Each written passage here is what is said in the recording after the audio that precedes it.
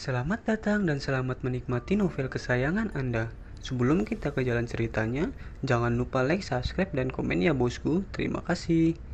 Bab 3591 sampai bab 3594. Permaisuri yang mendapatkan kembali atas tubuhnya mencoba membuka matanya beberapa kali, tetapi gagal karena stimulasi cahaya yang kuat.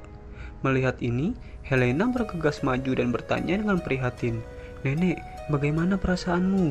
Sang permaisuri berkata dengan susah payah, "Helena, aku baik-baik saja, tapi matanya tidak bisa menyesuaikan dengan cahaya terang untuk saat ini." Helena tiba-tiba tersendak kegirangan. "Nenek, tunggu sebentar, aku akan mematikan lampu depan." Setelah berbicara, dia segera bangkit dan mematikan semua lampu di bangsal, hanya menyisakan pemantik dengan cahaya yang lembut. Permaisuri akhirnya membuka matanya dan kemudian penglihatannya berangsur pulih, dan wajah Helena terlihat jelas.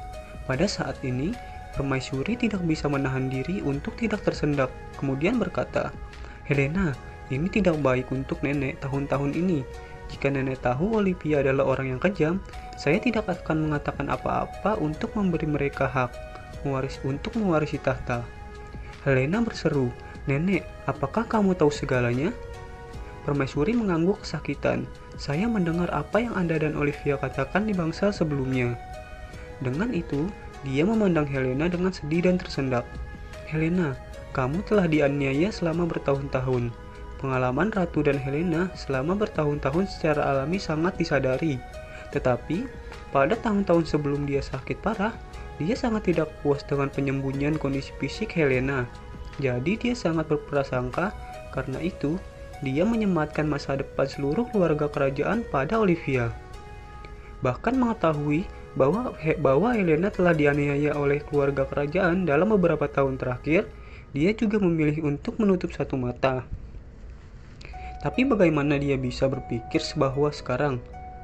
bahwa Olivia yang paling berharga untuk menipu dirinya sendiri, dan orang yang membawa orang kembali untuk menyelamatkan adalah Helena, yang dihapuskan oleh dirinya sendiri sebagai ahli waris. Setelah mendengar kata-kata Ratu, Helena menangis dan tersendak. "Nenek, tidak apa-apa bagiku untuk dianiaya, tetapi Olivia tidak hanya mengendalikanmu, tetapi juga menculik ibuku, menggunakan ibuku sebagai ancaman untuk memaksaku menikah dengan oligari Rusia, Aman Ramovic. Saya masih tidak tahu di mana dia menyembunyikan ibu saya." Sang ratu menggertakkan gigi dan berkata dengan tegas, "Jangan khawatir, aku pasti akan mencari keadilan untukmu dan ibumu." Setelah itu, dia memandang Ye Chen dan berdiri tidak jauh. Kemudian berkata dengan penuh rasa syukur, "Ini Tuan Ye, terima kasih telah menyelamatkanku." Ye Chen berkata dengan acuh tak acuh, "Saya merawat wajah cucu perempuan Anda, Helena, sebelum saya mencoba menyelamatkan Anda. Jadi, Anda harus ingat apa yang Anda janjikan kepada saya sebelumnya, dan jangan melanggar janji Anda." Ratu berkata tanpa ragu-ragu, "Tuan Ye, yakinlah, besok saya akan turun tahta ke semua negara Nordik dan menyerahkan posisi ratu kepada Helena.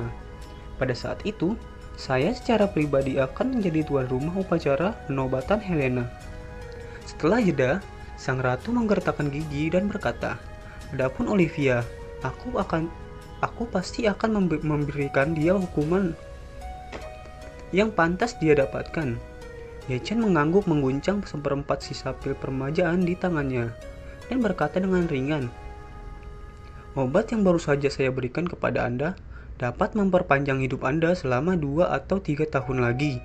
Jika Anda meminumnya lagi, obat di tangan saya dapat diperpanjang selama 2 atau 3 tahun, dan hidup dapat ditingkatkan 3 hingga 5 tahun lagi. Jika Anda dapat menepati janji, setelah 2 tahun itu, Huaxia akan menemui saya, dan saya akan mengambil bagian ini, obatnya juga untukmu." Ketika Ratu mendengar ini, dia sangat gembira dan berkata, "Tuan Ye, jangan khawatir, saya akan menepati janji saya." Ye Chen mengeluarkan pil permajaan lengkap dari sakunya dan berkata sambil tersenyum, "Adapun pil lengkap ini, jika Anda meminumnya, itu akan meningkatkan umur Anda setidaknya selama 20 tahun. Jika Anda sangat kooperatif, Pada saat itu, saya juga dapat mempertimbangkan untuk mengirim Anda lagi. Dalam hal ini, itu akan memungkinkan Anda untuk hidup hingga 110 tahun tanpa masalah. 110 tahun? Sang ratu bergumam dan mengulangi. Dia tidak percaya bahwa pil biasa ini memiliki efek yang begitu kuat. Namun, ketika dia memikirkan pengalaman pribadinya barusan, dia membuang semua keraguan. Pada saat ini, dia berpikir dalam hati, pil ini benar-benar luar biasa. Saya baru saja meminum seperempat dan saya bangun sepenuhnya. Jika saya dapat meminum seluruh pil, efeknya akan lebih menakjubkan. Memikirkan hal ini, dia berkata dengan hormat, "Tuan Ye, yakinlah, mulai hari ini saya akan melakukan yang terbaik untuk membantu Helena dan sepenuhnya bekerja sama dengan permintaan Tuan Ye." Hanya mereka yang selamat dari kematian yang tahu betapa berharganya hidup. Untuk Ratu Eropa yang sudah tua, itulah yang terjadi. Dia sudah mengalami perasaan sekarat, kegelapan yang panjang, dan kesepian. Jadi baginya sekarang, hidup lebih penting dari apapun. Uang, kekuasaan, dan martabat semuanya tidak berharga dalam menghadapi kelangsungan hidup yang sehat. Bagaimana dengan posisi Ratu? Bukankah kamu baru saja koma dan sekarat beberapa kali dengan identitas permaisuri? Sekarang dia lebih suka tidak memiliki gelar Ratu, atau bahkan gelar kerajaan apapun. Selama itu dapat membuatnya sehat dan panjang umur, bahkan jika dia adalah wanita tua kecil yang paling biasa, dia bersedia 10.000. Oleh karena itu, dia sekarang memiliki tujuan hidup terpenting berikutnya, yaitu berusaha untuk mendapatkan lebih banyak pil ajaib dari tangan Ye Chen. Bagaimana saya bisa hidup selama 2 atau 3 tahun lagi? Apapun yang kamu katakan, kamu harus hidup 20 atau 30 tahun lagi. Beberapa menit kemudian, Ratu secara bertahap memulihkan kendali atas tubuhnya. Dan pada saat yang sama, dia merasa bahwa kondisi fisiknya memang telah meningkat jauh dari sebelum dia jatuh sakit kali ini.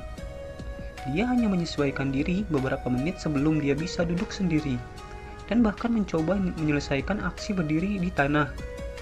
Pada saat ini, permaisuri sangat bersemangat di dalam hatinya, dan pada saat yang sama, momentum seluruh pribadinya berangsur-angsur pulih.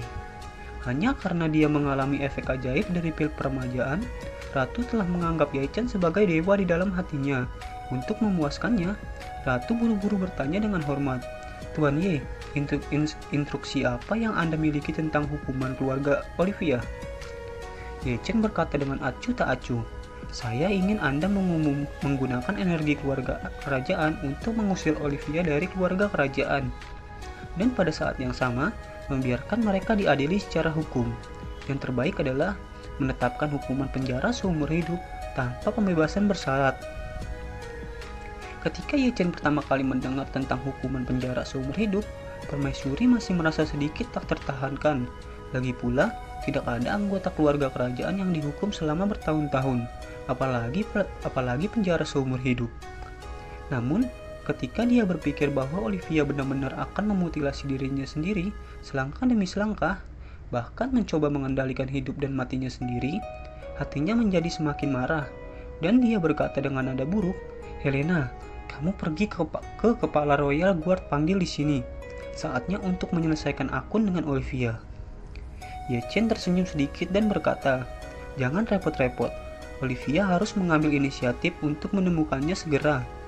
Helena melihat waktu dan menemukan bahwa Ye Chen baru saja memberi Olivia setengah jam untuk memikirkannya. 20 menit telah berlalu sekarang. Jadi dia bertanya, "Tuan Ye, jika Olivia menyetujui permintaan Anda, apakah Anda memperlakukannya dengan ringan?" Ye Chen melambaikan tangannya. "Jangan khawatir, dia tidak bisa menyetujui permintaan saya. Dibandingkan dengan jujur memberi saya 5 miliar euro, saya yakin dia lebih bersedia membunuh saya."